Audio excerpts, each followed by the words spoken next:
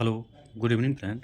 देखिए आज जो है आप लोग के पास आ रहे हैं लेकर के बायोलॉजी क्लास 12th का चैप्टर 1 ऑब्जेक्टिव, जो कि चैप्टर का नाम है जीवों में जनन। ठीक, जो कि ये सब चीज़ में आपको काम करेगा। 12th का एग्ज़ाम देने जा रहे हैं उसमें भी काम करेगा, बिहार बोर्ड का और सीबीएसई बोर्ड का। जैसे कि टीजीटी पीजीटी हो गया, इस सब में भी क्वेश्चन आता है। देखिए पहला क्वेश्चन है, मनुष्य में कितने ऑटोसोम मौजूद होते हैं, मतलब क्रोमोसोम मौजूद होते हैं ऑटोसोम। तो 23 जोड़ी। कितना होगा? 23 जोड़ी। ये होगा 23 जोड़ी।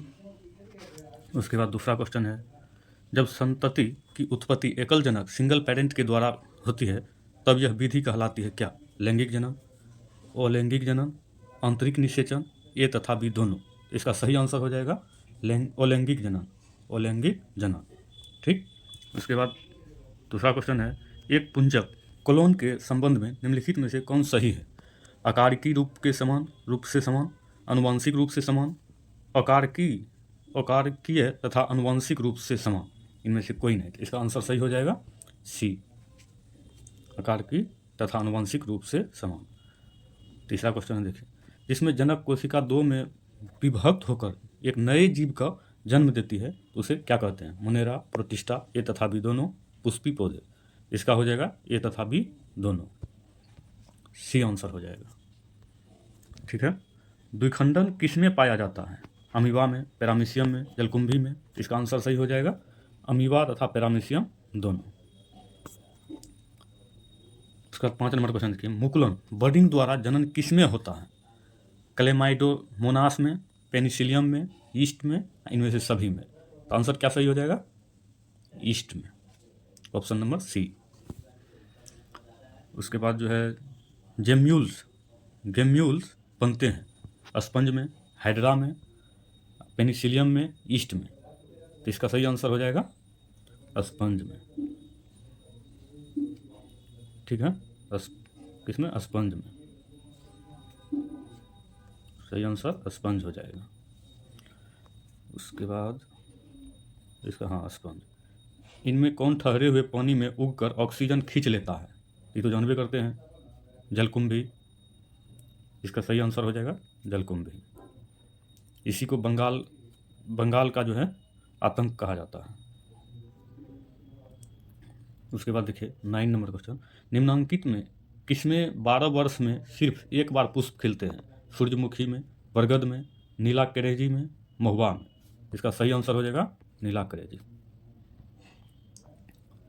मधुचक्र स्ट्रस साइकिल पाई जाती है गाय में, भैंस में, भेड़ में, कुत्ता में, इन सभी में। तो इसका सही आंसर हो जाएगा इन सभी में। गाय, भैंस, भेड़, कुत्ता, बकरी, जितना होता है इस सब में मधुचक्र पाई जाती है। डी आंसर होगा सही। द्विलिंगी प्राणियों के उदाहरण हैं द्विलिंगी, जैसे ऑप्शन है स्पंज, टेपवर, जॉक, इनमें सभी। इसका सही आंसर हो जाएगा सभी में। जब युग्मक संलयन जीव के शरीर के बाहर होता है तब उसे क्या कहते हैं? बाह्य निषेचन। जब शरीर के बाहर होगा तो बाह्य निषेचन, अगर अंदर होगा तो आंतरिक निषेचन। ठीक है, तो इसका आंसर हो जाएगा बी। 13 नंबर देखिए, इनमें कौन अंधपरजक ओविपेरस प्राणी है? मतलब एक होता है विविपेरस, एक होता है ओविपेरस। तो विविपेरस हो गया मेन में, ओविपेरस हो गया जैसे जो अंडा देने वाला है, विविपेरस जो बच्चा पैदा करता है, जन्म देता है। ओविपेरस मतलब जो अंडा देता है। तो इसको याद रखने का एक ट्रिक है कि जैसे ओविपेरस जो अंडाकार आकार का है उसे ओविपेरस कहते हैं, और जो बच्चा जन्म देता है उसे विविपेरस कहते हैं। तो देखिए अब यहाँ क्या क्वेश्चन कह रहा है कि अंडप्रजक ओविपेरस प्राणी है। तो इसमें मुर्गी है, ये है, सांप है, ये है, मगरमच्छ, ये सब जो है अंडा देते हैं। तो आंसर सही हो जाएगा इनमें से सभी। मानव युग्मकों में गुणसूत्रों की संख्या कितनी होती है? अब बताइए, मानव युग्मक में गुणसूत्र की संख्या कितनी होती है? 21 जोड़ा, 44 जोड़ा, 44, 23, 46। तो इसका सही आंसर हो जाएगा 23। गुणसूत्र कभी भी ज्वाड़ा में होता है, मतलब 2n में होता है। तो n बराबर 23 गुना 2 बराबर 46। अगर यदि पूछे कि सिंगल क्रोमोजोम तो जैसे 22 ऑटोसोम होता है प्लस एक जोड़ा सेक्स क्रोमोसोम होता है, 23 जोड़ा। ठीक है। याद में प्रवर्धन होता है पत्तियों में, प्रकंद में, बीज द्वारा, बल्ब द्वारा। इसका आंसर हो जाएगा बल्ब द्वारा।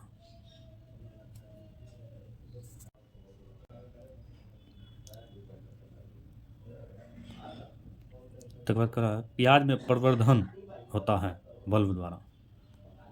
16 नंबर क्वेश्चन है संयुग्मक पाए जाते हैं मेढक में, प्यूकस में, पक्षी में, क्लेडोफोरा में। इसका सही आंसर हो जाएगा क्लेडोफोरा। पार्थेनोजेनेसिस शब्द किसके द्वारा निर्माण किया गया है? बोवेरी द्वारा, ओवेन द्वारा, सटन द्वारा, जोहेंसन द्वारा। तो इसका सही आंसर हो जाएगा ओवेन द्वारा। बी, पैरामीशियम में किस प्रकार का द्विविखंडन होता है? सरल विखंडन, अनुप्रस्थ विखंडन, अनुदैर्ध्य विखंडन, ऑब्लिक विखंडन। इसका सही आंसर हो जाएगा अनुप्रस्थ विखंडन, जो द्विविखंडन में होता है। इसमें जब नर आकृति में मादा से भिन्न होता है तब कहलाता है समलैंगिक, यौन द्विरूपता, विषमलैंगिक, उभयलिंगता। इसका सही आंसर हो जाएगा यौन द्विरूपता। निम्न में से कौन उभयलिंगी प्राणी है? निम्न में से कौन उभयलिंगी प्राणी है? मुर्गी, सांप, ए और बी दोनों, केचुआ। इसका सही आंसर हो जाएगा केचुआ उभयलिंगी प्राणी है। सूक्ष्म प्रजनन में क्या संभव है?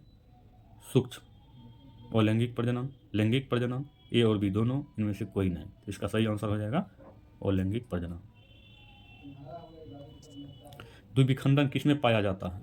अमीबा में, पैरामीशियम में, ए और बी दोनों में, इनमें से कोई नहीं। अभी पछा में आप एक क्वेश्चन किए थे द्विविखंडन किसमें पाया जाता है, तो इसका आंसर हो जाएगा अमीबा और पैरामीशियम दोनों में। सी आंसर इसका सही हो जाएगा। निम्न में से कौन द्विगुणित संरचना है? अंडाणु, भ्रूणपोष, युग्मनज, इनमें सभी। इसका सही आंसर हो जाएगा युग्मनज, द्विगुणित संरचना है।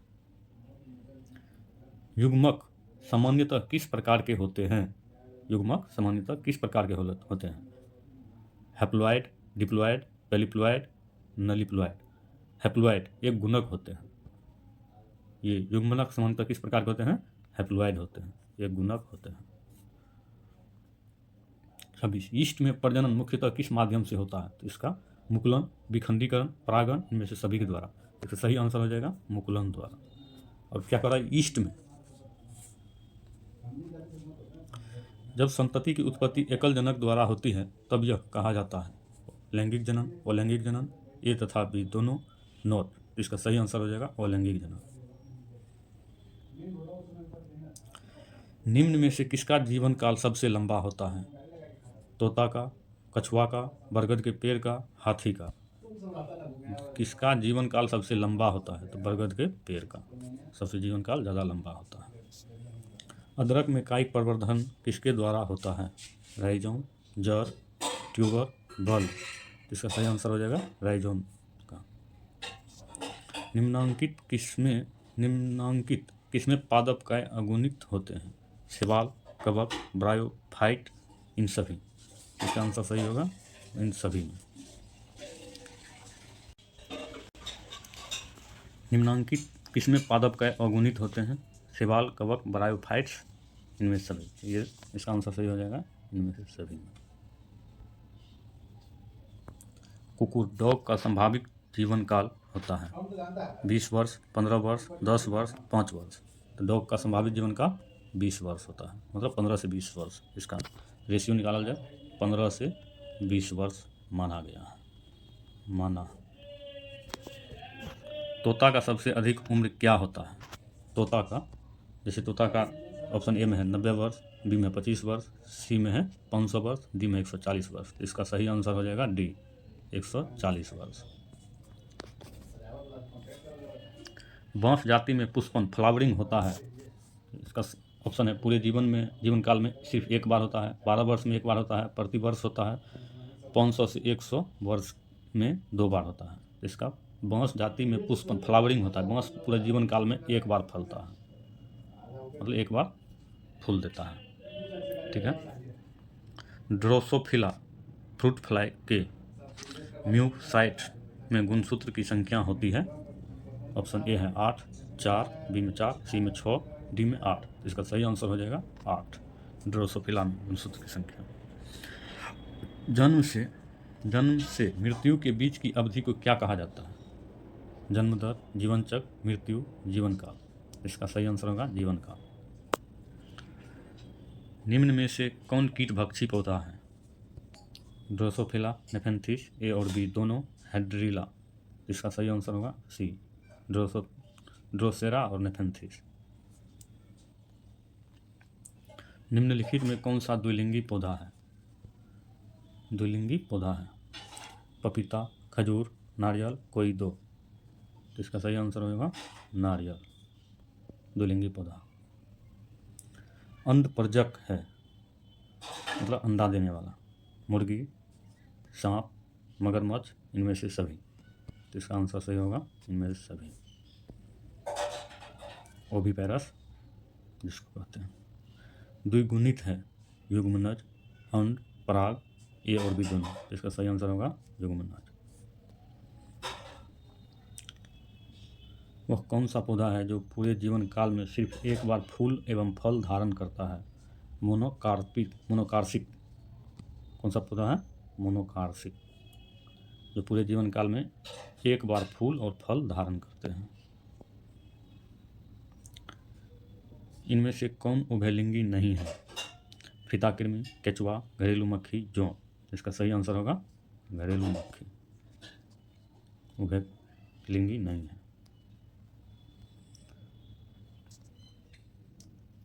दूध से दही बनने में किस जीवाणुओं का उपयोग होता है? Clostridium, lactobacillus, micrococcus, streptococcus. चलिए अब क्वेश्चन लास्ट हो गया। इस क्वेश्चन का उत्तर आप लोग कमेंट बॉक्स में दीजिएगा,